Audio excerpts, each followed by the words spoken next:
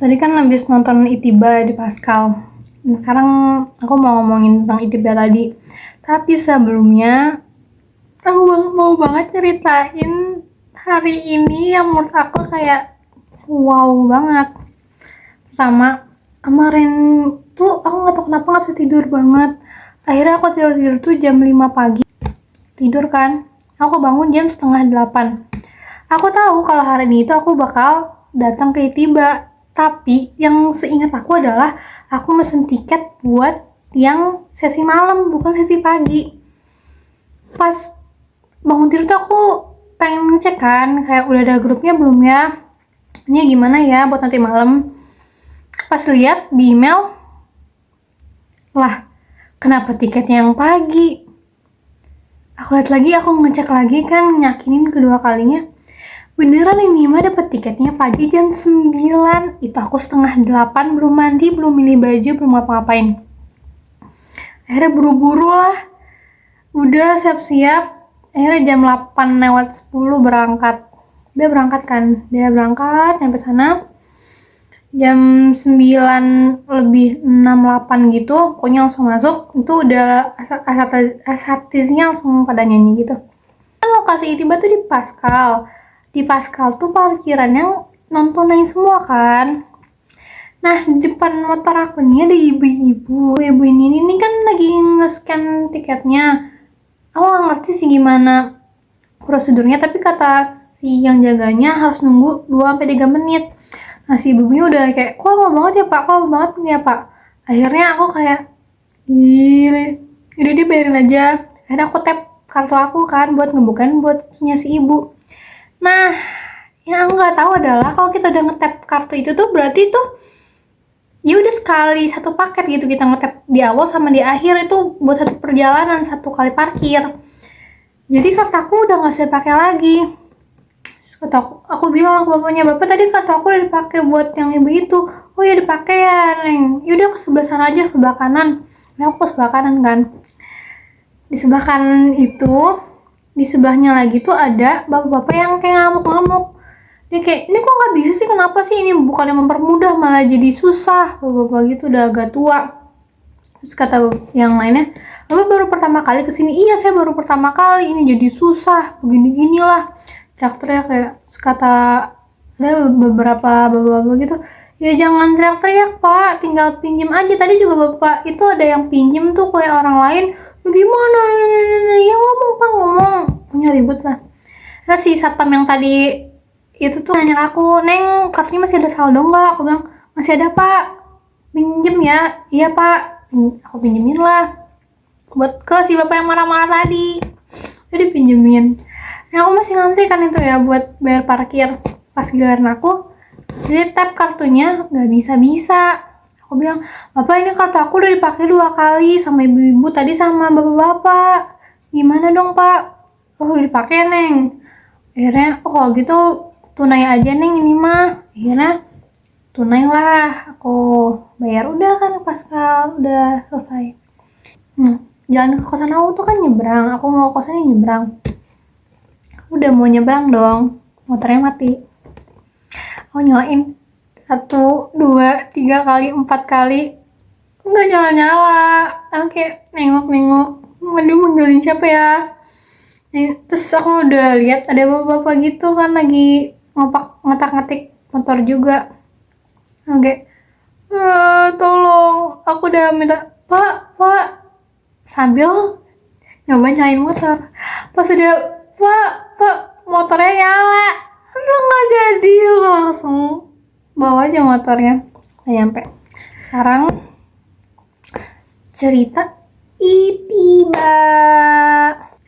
Itiba tuh emang ternyata ada 3 bagian. Pertama, kedua, ketiga. Yang pertama aku nggak ikut, yang kedua ini aku ikut, yang ketiga nanti buat nanti.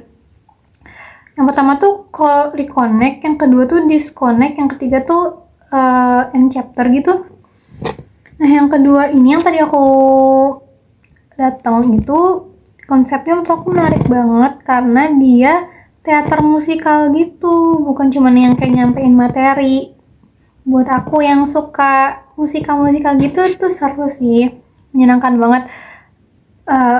beri warna baru lah ke kajian. Emang yo aja gitu sih, apa yang didapat tuh beda-beda ya. Tapi buat aku sendiri, aku dapet 2 poin yang ngena banget di aku. Yang poin pertama adalah aku sebagai mahasiswa sastra Arab yang nggak bisa bahasa Arab. Menyedihkan sekali, tapi itu realitanya. Kata Ustadz di sana, umat Islam tuh sekarang tuh mundur karena ngejar harta dan ninggalin ilmu. Di situ kayak bener banget.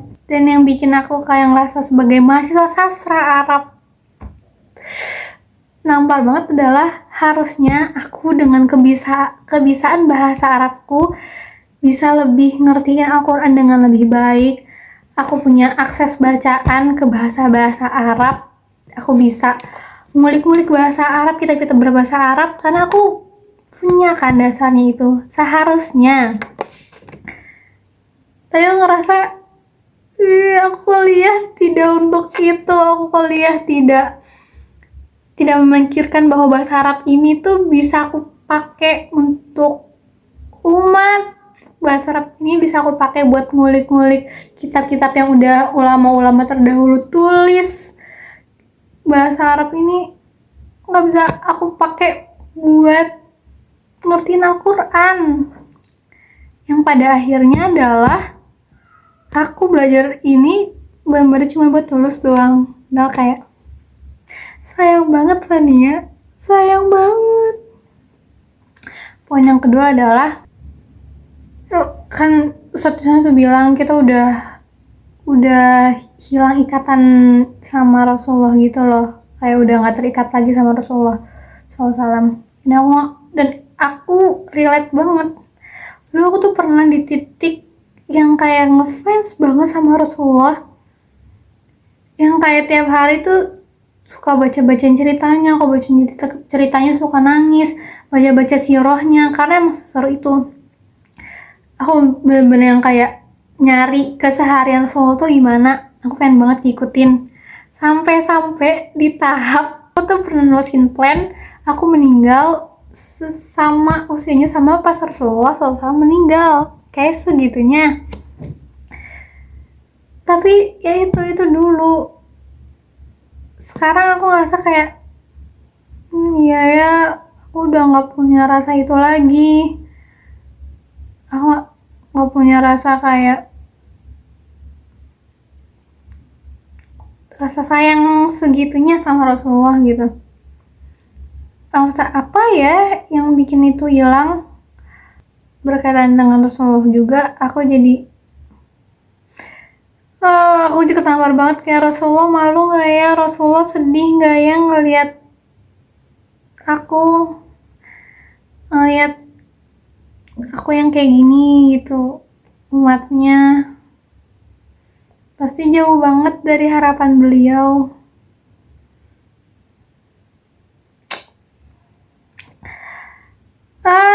Love you Rasulullah, pokoknya gitu ya. Sekarang bagian kita lihat nih, aku dapat apa aja.